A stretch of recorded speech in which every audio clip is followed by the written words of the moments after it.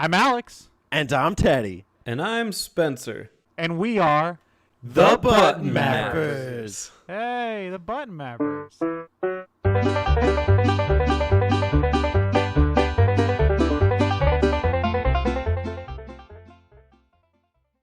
All right, 3, 2, 1. It's me, Sonic. Sonic. It's me, Sonic. It's me, Sonic! Fucking scream it. Here I am! Give me chili dogs! Gotta go fast! I'm so hungry. Are we starting? Is this the episode? Speaking of Sonic, hey guys, welcome to the Button Mappers. It's Nintendo 60. Say it with me. Four. Member. We're playing golf, apparently. Mario Golf. So, in honor of Nintendo 64 member, we each spent a week with the Nintendo 64. We went on extravagant dates, spending our weeknights cozying up with a nice bottle of water and My N64 had sex with me and then did not call me back. That's funny, Spencer. Your 64 had sex with you, then called me. Oh, that's slut. Oh! I mean, those clamps really open up for the gamers. So some of the rules with Nintendo 64 week, we were not allowed to play any other console. Raise your hand if you followed that rule. Does PC count as a console? Did you play games on it? I played League of Legends. Then yes. Okay, Does my Game Boy count as a console? Yes. But I wasn't home. Yes.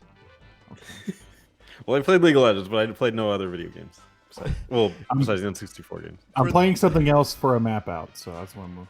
That's true. I'm actually guilty of that as well. So listeners at home, listeners of the audio podcast, by the way, the Button Mappers are now on Apple Podcasts. We upload every Sunday. Actually, I put the things on Sundays, but if Spencer's a little late with the edits, I put it up Monday. So you can follow us there. Don't forget to jump in the Discord. True that. The Button Mappers Discord. We have great button banter. So this idea originated because I wanted to do it for TurboZone, but we turned it into an episode of the Button Mapper. So here we are. So basically what we're saying is we created a rule that none of us followed, and we're announcing it to everybody. What we're saying is that we're fucking idiots. If you decide to leave this video at this point, we do not blame you, because none of us have followed the rule that we've created. No, I made it a point to, if I was home playing a game while I was playing the 64, I only played the Game Boy when I was at work. Because I can't take my 64 to work with me. I mean, I was playing my 3DS during the debate, and then I woke up before work and started playing it again, so because it was on power save. Yeah. Yeah. And Spencer's a League of Legends fan. So, but I think it's safe to say the majority of our gaming time this week was spent on the Nintendo 64. Can we agree? Yes. Yeah, that's probably accurate. Cool. So maybe let's just start with what are the games that you chose to play during this week. Alex, why don't you kick it off? Okay, howdy there. My name's Alex. I like long walks on the beach and playing rare games. So I started out my week playing some Banjo-Kazooie and some Perfect Dark. Two classic games. One of them I'm very familiar with, Banjo. One of them I'm not so familiar with is Perfect Dark, but I wanted to play some more of it. And then I followed up, and what I played the rest of the week was one game, Mega Man 64, because I bought it recently and I hadn't jumped into it. It was originally released on the PS1 in 1997 as Mega Man Legends, and then it was released on the 64 in 2001 as Mega Man 64. What the fuck happened there? That's a big gap. And I was pleasantly surprised by Mega Man 64. It's very reminiscent of like Ocarina of Time or that like 3D Zelda era, but it's oddly enough, it came out a year before Ocarina of Time on the PS1. but it has like a lot of the same like core mechanics, like visiting towns, like going through dungeons. It has like lock-on targeting. It has like all these kind of stuff that you would kind of see in like later Zelda like 3D adventures, but a year before. So I was kind of like taken back. I was like, wow. I was like, I always thought like maybe like they innovated with this stuff, but apparently not. Apparently like this game or maybe other games have done it before. And it was fun, but it was also very clunky. The controls on Mega Man 64, the way you actually move, not good. It was meant for an original PS1 controller, so it was meant for a D-pad, and it's a 3D, like an open 3D game. So, and it's a third-person shooter. So moving and aiming and shooting and strafing is done by your direction buttons and the shoulder buttons, and it's very clunky. And whenever they ported it to 64, they did not fix that. Clarifying question: when you say direction buttons, are you referring to the D-pad? Either or, D-pad or stick. You can use either one. But I used the stick, and then I used Z and R for my shoulder buttons. And the way I mapped it out, there's like two ways of movement. The way I did it was that forward and back on the stick made me go forward and back. Left and right made me strafe. And then the shoulder buttons made me turn. Very awkward. Very weird. I got used to it, but I didn't like it. But everything else about the game's great, though. The art style is fantastic. It has full voice acting, which is really cool. I liked adventuring around. I like doing, quests and dungeons for people and kind of like shopping around, like getting parts for my guns, upgrading stuff, finding new items. It's a very cool game. I just wish they would have upgraded, the N64 version with like full 3D movement instead of the garbage that was the original movement. But that's what I played most of the week was Mega Man 64. So I guess that's all I have to say. Cool land. That might be the only Mega Man I want to play. Speaking of Mega Man, we'll move on to Majority. What do you play?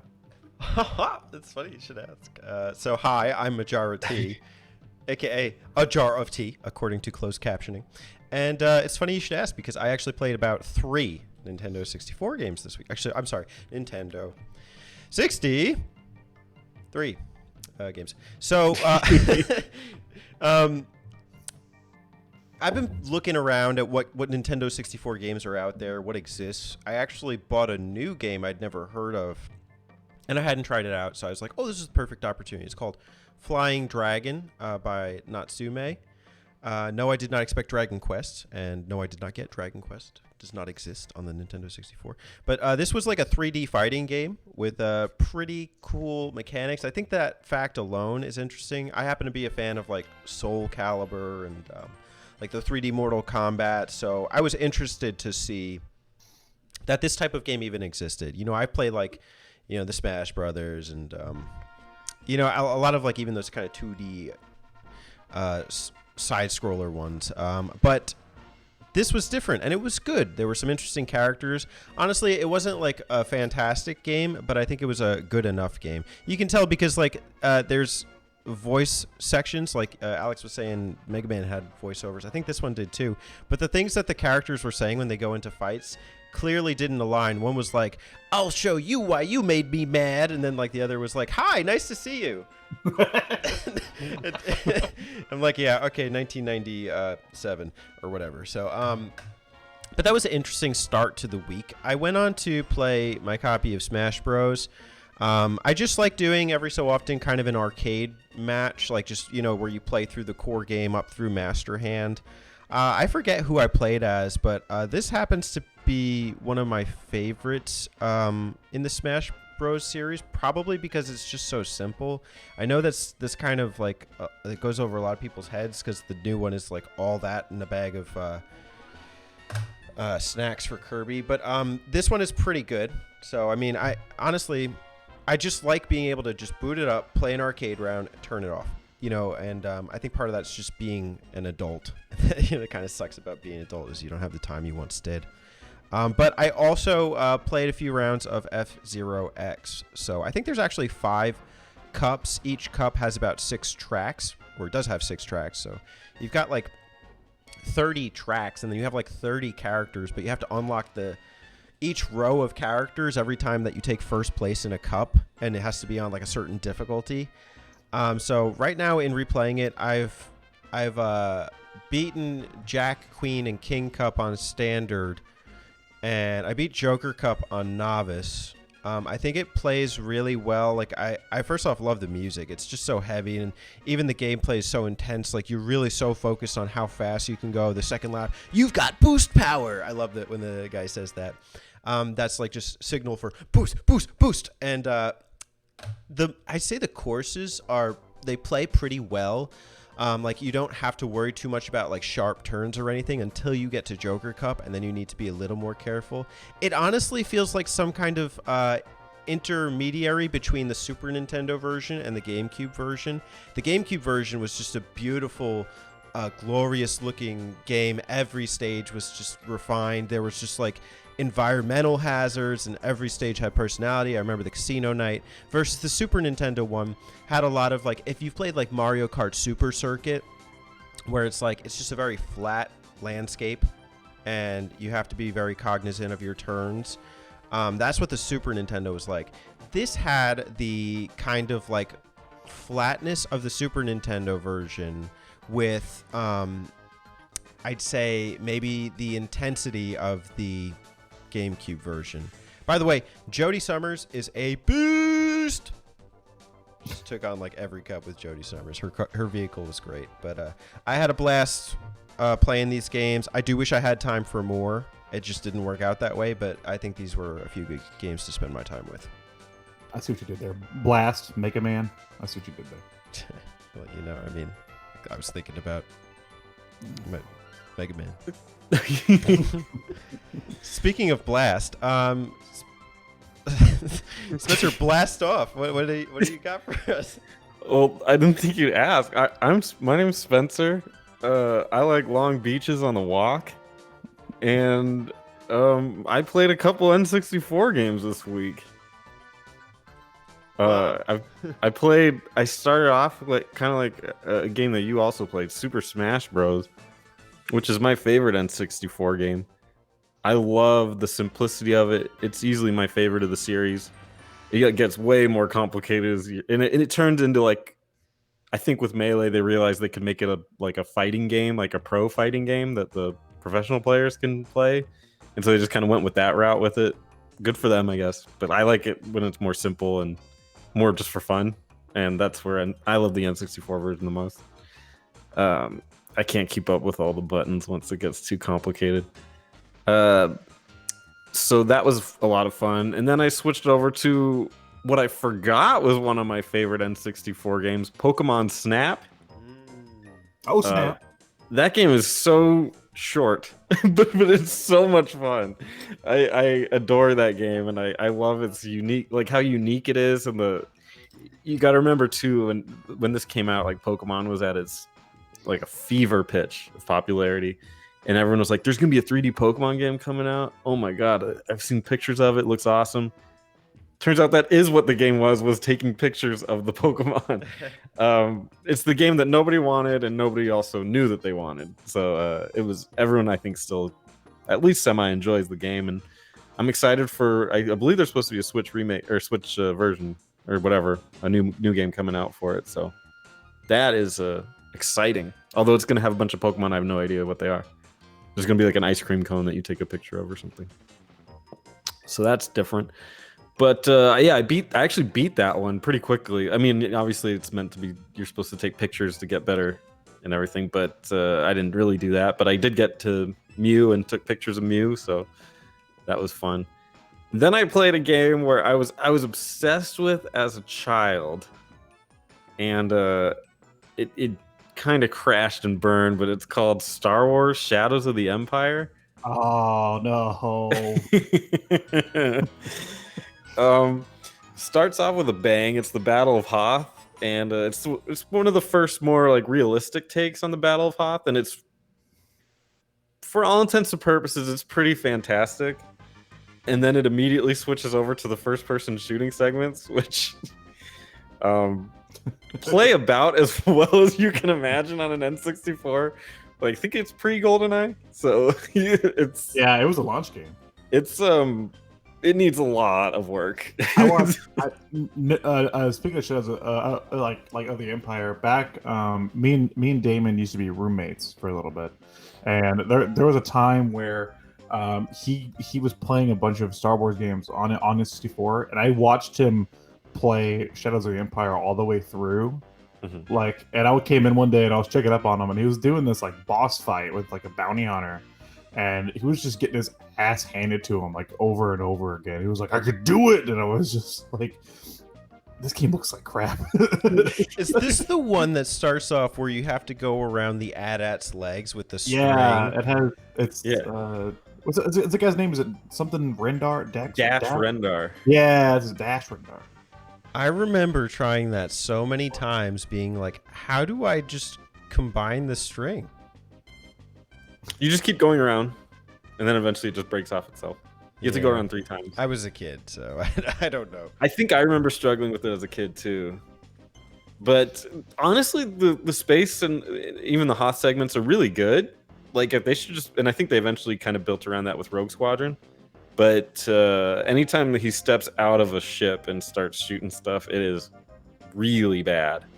It kind of reminds me of like the old PC shooters, almost like a Doom or something, but not up to their quality, which is like, come on, man.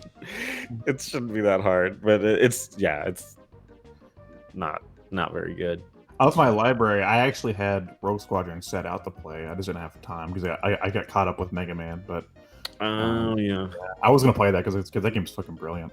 There's a version on the Switch I would be interested in getting, but I don't know if I'd rather just play it on the N64 or not, if I'm going to buy it. Those games are pretty cheap nowadays. Yeah. Then I played a little bit of a game that we're going to be talking about later, so I don't want to mention it. And then I played... this one's for Terry. For Terry? And he'll be mad at me, I think, for saying it, but I played...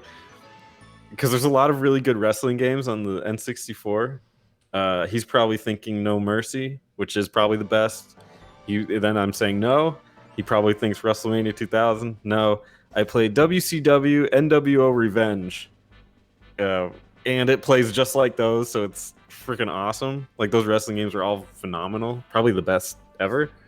But it doesn't have necessarily the Attitude Era characters. But I got to play Chris Jericho. He'll know who these are. Chris Jericho versus Eddie Guerrero in a slobber knocker. So, no. But no, the game is fun. It's those games are a lot of fun. So it was cool seeing that because I was really into the No Mercy and WrestleMania as a kid. So I just wanted to try a different game, but same developers and everything. So good times. Really good times. The only thing I know about wrestling is Ultimate Muscle. Oh. Wrestling me and Terry was not are mad at you. You're about to be mad at me too. Wrestling was not my jam, but I loved boxing. So Ready to Rumble boxing was my jam. Dude, no, I didn't play that one. I played Knockout Kings, I believe it was on this for a ton when I was a kid. And actually, like, as a kid, I didn't like watch a lot of boxing, but I knew like Butterbean and stuff. Mm-hmm. And I was at a convention, at a horror convention last year, and I just met Butterbean for no reason. He was just there. Oh, sick. Like he was just like it was like a horror themed convention, and I went to meet Bruce Campbell, but like the line was super fucking long, like 3 hours long to meet Bruce Campbell, and like I was taking a comic book for him to sign, and then like the people came around, it's like Bruce Campbell won't be signing anything published by Dynamite Comics, and I looked at my comic and it was Dynamite Comics, and I was like, son of a bitch. So then I was like, well, I'm just gonna get out of line. I was like, I'll meet him next time, and my sister was like, don't you want to meet him? And I was like, yeah, but like I want him to sign something of mine, like not like a random stock photo. So then I went to go like walk around the convention and just sitting at a table. Like, he had people stop by and said, hey, but Butterbean was just there, like at a table. So I was just like, hey, Butterbean, what's up? Like, cool. And he was like, hey, man. He was like, yeah. And I was just like, that was weird. That's awesome. But, yeah, I mean, 64 games, like, it's kind of like refreshing to play a console that isn't always connected online, doesn't always like update, have to install games. You have to I'm not looking always looking on the shop to find stuff. Like I'm so used to logging into my PS4 and like seeing like, oh, so BioPhoenix is online playing Clue Clue Land 5, and oh, this person's online playing whatever, and I'm like, oh, that's cool, but like just turning on the N64 is like an isolated experience. I had no idea Call of Duty and Clue Clue Land both had 5 entries. Did you know? I will say, wow, the N64 does not look good on a big screen TV. Jesus. Oh yeah, it does not. Oh my god. Dude, no joke. I was telling Teddy while I was playing Perfect Dark, because I haven't played that. Like, I'm not as familiar with that one as I am Goldeneye. So as I was playing it, I got to the second stage where I'm supposed to like find a scientist. And I could not figure out where to go for the life of me. Like, I was like at this point to where I had opened all the doors I thought I could. Most of them were locked, and I couldn't figure anything else out. And like everything else just looks like textures on a wall, so I couldn't like find anything that was like interactable. And I was like, what the fuck am I doing? I just like ran around for a few minutes. I was like, all right, I'm playing something else. Yeah, I don't use my big flat screen, but I do use HD TV in like a small HD TV, not like tiny, but like moderate size. And then I have an upscaler that's really cheap. It's like $25, made in China, but it does the job. But yeah, that is an issue of the time. I think is that it's hard to argue. A lot of them do age well. I have like Shadowgate 64, which. If you like the walls in Ocarina of Time, you'll love that one. I remember seeing this one guy's face. His eyes were like disproportionate. And they're like they look like big, Vikings or something, and so he looked like an idiot. But, given Mega Man 64 credit here, actually, like the character models look pretty good. Like 'cause they're like these like anime style, and then like they don't use like they don't try to like do 3D renders for the faces and stuff. They use like just flat textures, so it looked pretty like good. Like it still looked like a 64 game, but like overall like the art style was pretty solid. So I think that one was like held up okay. Of the games I played, Smash Bros looked probably the best. And again, kind of like you were saying, they kept it really simple. I mean, Nintendo characters I guess are pretty simple, but it's just easy characters like circles for heads and yada yada. It makes it pretty easy. And then Pokemon looks surprisingly good, but still, like, you could tell it's an N64 game. It just, whoa. Like, but other than that, yeah, they look bad. Like Shadows of the Empire, like, oh my god. Like, I mean, a nightmare. Yeah, that game's ugly. of what I've played, I think Banjo looks the best, but I think that's just my bias towards Banjo being my favorite game for the console. So. The Flying Dragon character models definitely look disproportionate. They looked like just normal-sized Virtua Fighter characters. You know how, like, in a fighting game, they're supposed to be, like, big and stocky? They just looked like normal citizens. Like, it was weird. But F-Zero X, what I really like that they did there was, in, like, GX, they have more, like... It's like they make the characters really come to life. You can see them, like, moving and everything. They don't do that in F-Zero X. Instead, they have, like, these comic book style representations of each character.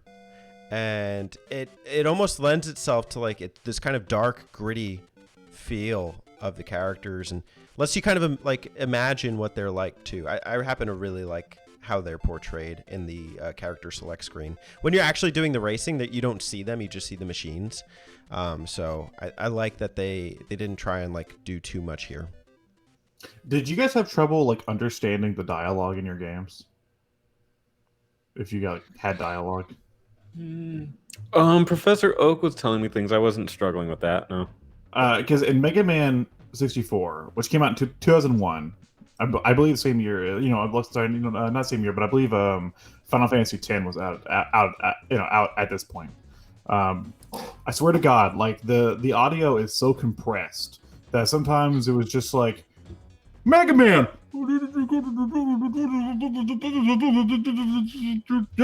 See you later. I was like, what the fuck? So like I looked it up, and it's like the 64 version's audio is so bad compared to even like the PS1, because the PS1 opens, it's like in a world covered in endless water. And then the 64 opens and it's like, in a world covered in the water. Well, that sounds like they're actually underwater, so it's probably canonically better. I guess it was like there were certain points to where I was like turning the volume up on my TV. I was like, I can't understand what the fuck anybody's saying. Yeah. That reminds me of like Thunder Force. She says, upgrade. Well, that reminds me of, because at the end of the N64, I'm surprised I didn't play some of these games, but at the end of the N64's life cycle, they had a bunch of games that it's like a Twilight Zone of games you didn't realize were sent to the N64. Yeah. Like they got Tony Hawk's Pro Skater 3 in there. And Yeah. Resident Evil 2 made Yeah, it I there. have Resident Evil 2. And it's like, cutscenes I'd be curious to see that or hear that, like get the audio on that and get the FMVs on that and see like, did those turn out okay? Oh, Resident Evil 2, the FMVs are also super compressed. I have that version. It's a little rough. But I've seen other games do voice acting well, and like Conker's Bad Fur Day. Like, Yeah. I have no issues understanding what anybody says in that game. I mean, except for the characters that are like actively drunk or slurring their words. But like, in terms of like quality, like they're pretty clear. Star Fox 64 is just perfect. Yeah. Says do a barrel roll, you do a barrel roll. Exactly. That's if I want to do barrel rolls, that's where I go. I think you guys are forgetting the best bit of 64 voice acting. Banjo Kazooie. So long, Gay Bowser. Oh. I'll take That's talking weird. carrots any day. That's weird because I played it on my Switch. I didn't hear him say that. Because it's a Shindo edition. But yeah. Well, so I don't know. It's just kind of like a. Like I said, sorry. What? Go ahead, Spencer. What? Well, I wanted to add a little segment here. What games, if you had a little more time, would be next? Rogue Squadron. I set out. I played Banjo and Perfect Dark, and then I set out Perfect Dark because I wanted to play it some more. A game that I can't talk about, and you guys know why. Mega Man and Rogue Squadron, and Rogue Squadron was the only one I didn't really get to. So, but I mean, I played it before, but I just love Rogue Squadron so much. I think it was like some like the apex of like console like spaceship games, Yeah. So I would have loved to play some more Rogue Squadron. What about you, Teddy? Thanks, Spence. I actually played a little bit the week before. I already had it set up, and I forget what it was I was playing, but I played a round of Mario Party with Chantal, and we had a blast, even though like the CPUs kicked our asses on normal. But the stage we picked was kind of garbage. It was like this rainbow course one, and if somebody lands on a happening space, the star switches to Bowser. And so I wanted to come back and kick his ass. I wanted to get all the stars to win. So Mario Party, the original. Mine would have been the Tony Hawks, probably all of them, just to see the evolution there. And then I had it ready to go, but didn't have enough time. Well, I had two. One of them was Conker's Bad Fur Day. I've always wanted to play that, just never got around to it. And then Paper Mario. I've never played the first Paper Mario, so I wanted to give it a shot. Maybe I will. I don't know. Cool. Conker's Bad Fur Day is great. The game's hilarious. Say something nice about Paper Mario. Paper Mario is flat. Comes off a little flat, doesn't it? Yeah. I helped you out there, Alex. Thank you. Thank you very much. What's a game that you wish you could get further in on the N64 that you can't? I'm not gonna say Perfect Dark. Dude, I loved Perfect Dark as a kid. I can't imagine playing it right now. I don't know what the disconnect is for me. Like I beat GoldenEye many times, but like Perfect Dark, I had exposure to it as a kid, but I didn't really own a copy until I was like collecting all the rare games. Mm-hmm. So I don't know what the disconnect is, but I can't figure out the second stage for the life of me. But I don't want to look it up because, like, looking up stuff on like an RPG or like an adventure game, fine. It's like, where do I go? What do I do? But like a shooter, like I shouldn't have to look up directions for a fucking first-person shooter. Well, so, they knew people struggled with it. That's why the next one they put arrows on the walls. Oh yeah, and Pin Zero. Yeah, you're right. That game was just for you. Yeah, thank you very much. I love that game. I know what you mean. I feel like I know the answer to your question about the second level because I played it a couple times and I think I got stuck too, and I think you just keep going down. But I don't want. Don't tell me though. I'll figure it out. But It's such a shame that we live so far apart. I would love to bring my controller over and co-op that with you. But that game's amazing. So, like, even though I haven't gotten far, like just like the fact that I've played GoldenEye and and the fact that like I like can see the obvious like upgrades that they made in like a couple of years, like in between games, it's incredible. have you done the multiplayer? Yeah, I played the multiplayer before. Yeah, With the bots? yeah. So, Dude. it- What's and 16 I've- players on an N64 game. Wow. I've tried co-op a couple years ago. I tried co-op on the 360 version with my sister, Mhm. and we didn't make it past the first Datadyne building because she couldn't figure out where to go. But like even that has like cool prospects. You know? Yeah. I didn't know it had 16. That's pretty wild. It's crazy. I would Blew my imagine mind. getting my ass kicked, but But I mean, but like just the fact that like in that game you can like shoot out a light and stuff, and it like makes the environment dark, or the fact that like most of the glass can be shot out and stuff. Like it's just so cool. Have you seen the Farsight gun? No, Dude. What a game-breaking weapon. It literally sees through walls. All walls. oh, that's sick. It's such bullshit. So No, it's if crazy. I had to pick a game to get farther in, and I'm going to, it'd be that one.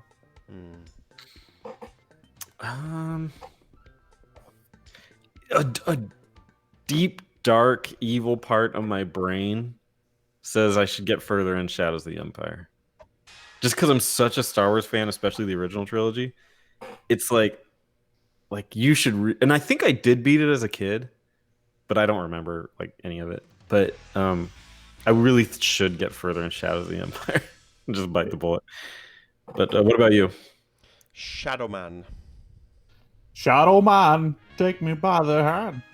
Don't you understand? Shadow Man is a third-person shooter, Like Mega Man 64. like Mega Man 64, where you play as, I don't remember the guy's name. His name is the Shadow Man. Shadow Man. Taking back. Okay, yeah. So I like the game. I like the premise. I like the concept. It's the original Dark Souls, because you collect the Dark Souls and you stop the apocalypse by finding the serial killers and getting them or whatever. It's pretty much like I'd say a PC game, like brought to the N64, but with like some adventure platforming elements. And it suffers poor textures and dark like setting. So sometimes I don't see where I'm supposed to go or what I'm supposed to do. And that's just kind of a buzzkill because like I want to get further in the game. It's the same problem I have with Shadowgate 64. I really like the concept. I like that you're in this kind of like castle setting and you have to kind of like point and click your way out, find items that match up with like doors and stuff. But it's just it's a victim of time, and it's a shame. But fortunately for Shadow Man, that one's getting a remaster sometime. I never played that Zelda game, Victim of Time. Can we just have a little moment of silence for that one? Sure.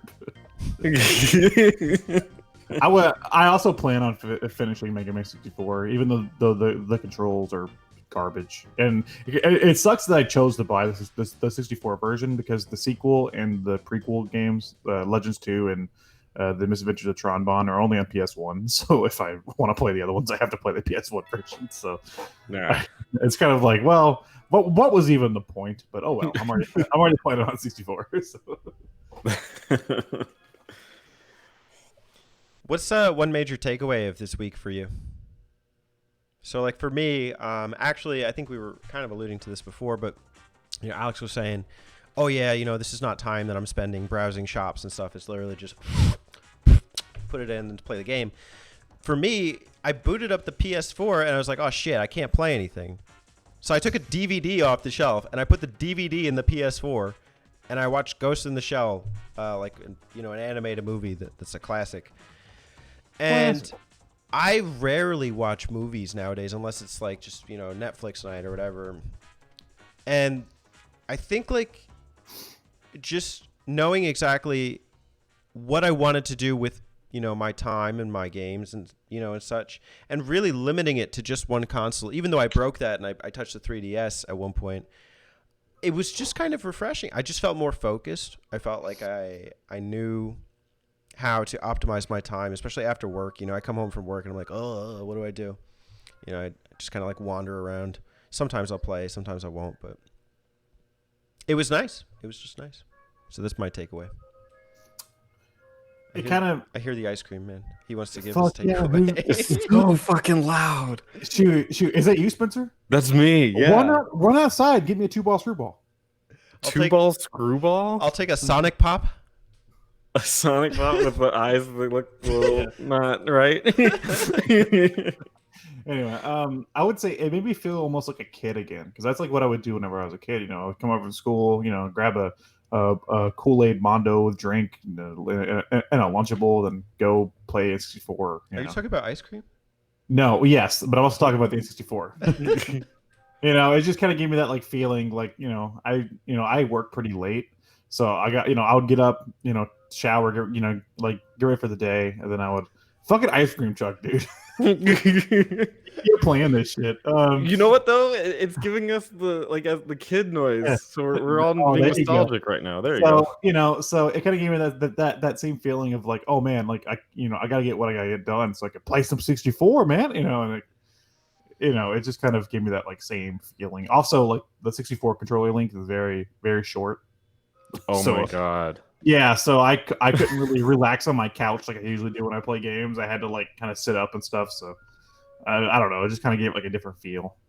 Dude, I'm 100% with you. The whole experience took me back to when I was a kid, and I had to play the N64 laying forward on my bed, just trying to make it work.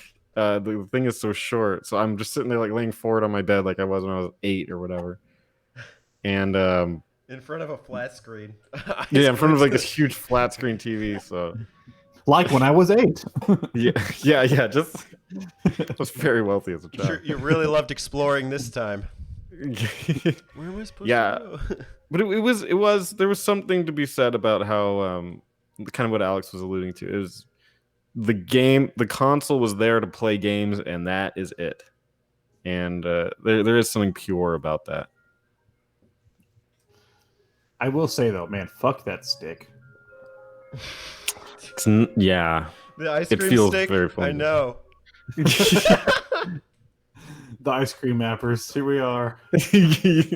Spencer, are you gonna go get some fucking ice cream or not? No, I don't get ice cream. It's not part of my diet plan. Just tell him to shut up. This guy's really trying to get you to come outside. Yeah, Maybe if I put my song up, he's gonna come. Yeah, if he's like outside your house, is this an ongoing feud you have with the ice cream man? In this house I moved to, there's a cul-de-sac. Like it's not, but it's right in front of my house. It's kind of weird. So there's a cul-de-sac in front of my house, and I think the ice cream truck just kind of like spins around it for a little bit, for some reason, because there's trying to get those kids out. Yeah, trying to get some kids out of the house. I mean, you do look pretty young. He's just be like, oh yeah, I know the kid lives up here. He's gonna come out. Maybe if I just go around the block a few more times. Yeah. Spencer, come out. I have Sonic Pops. I've got Sonic Pops. They're gonna go fast. I see what you did there. Everyone's jumping for these Mario Pops. Everyone's turtling for these Ninja Turtle Pops. I like the Batman ones. Kid, just tell him to shut up already. You can't play in this shit, man. This is amazing. Let me go. I'm gonna go check to see how far they are. Be right back. This is the most distracted episode of the Button Mappers ever. What happened to our intellectualism?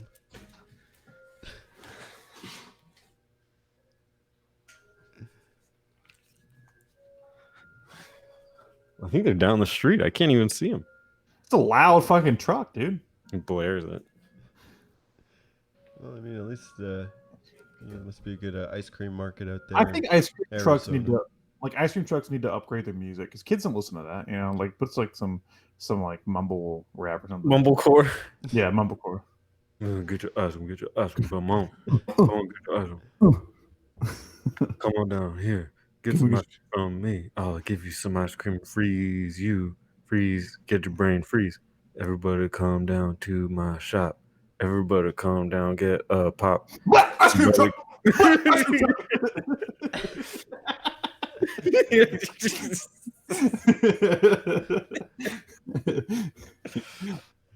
I take you to the ice cream shop. I let you lick my Sonic Pop.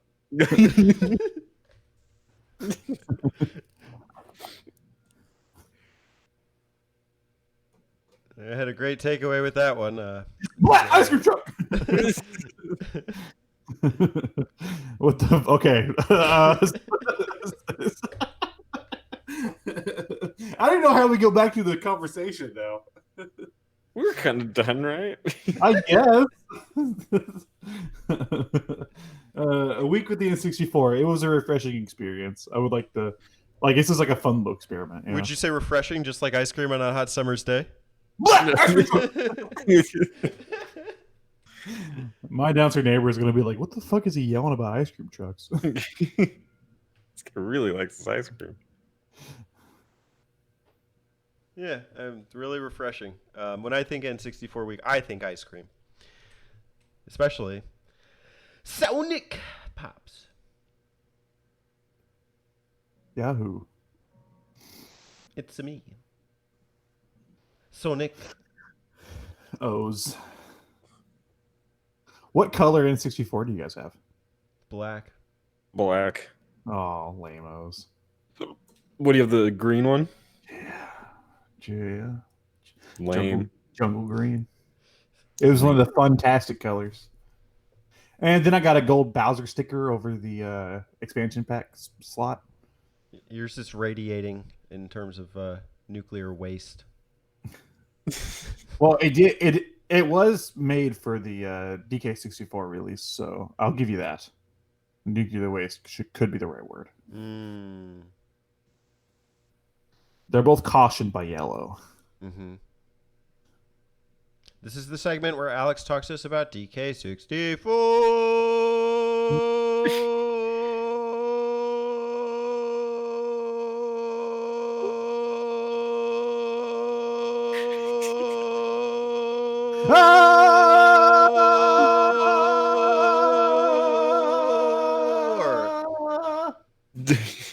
Okay, fuck it. End the episode. Hey y'all, don't forget to subscribe to them button mappers.